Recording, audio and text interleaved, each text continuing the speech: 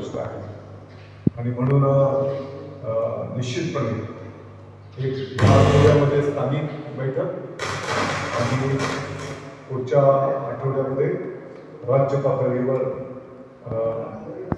त्याचा पाठपुरावा आम्ही सगळेजण करू आणि लवकरात लवकर हा विषय मार्गी लावण्याच्यासाठी त्या ठिकाणी कामकाज शासनाच्या वतीने केलं जाईल.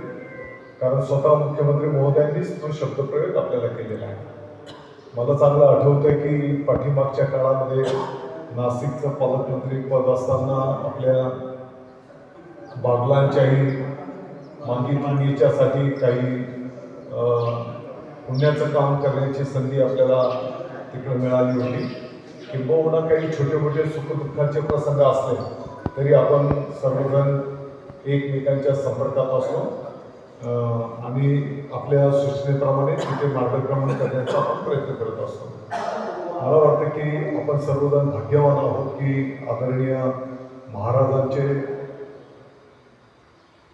चरणस्पर्श या भूमीला लागले आणि एवढा मोठा भव्य प्रकल्प आपल्या नाशिक जिल्ह्यामध्ये आपल्या चांदवडला या ठिकाणी पूर्णत्वाला जातो आहे. या गोष्टीचा मी निश्चितपणे आनंद व्यक्त करतो आणि आपल्या सर्वांच्यासाठी ही निश्चितपणे अभिमानाची गोष्ट आहे आणि म्हणून मुझे विश्वास है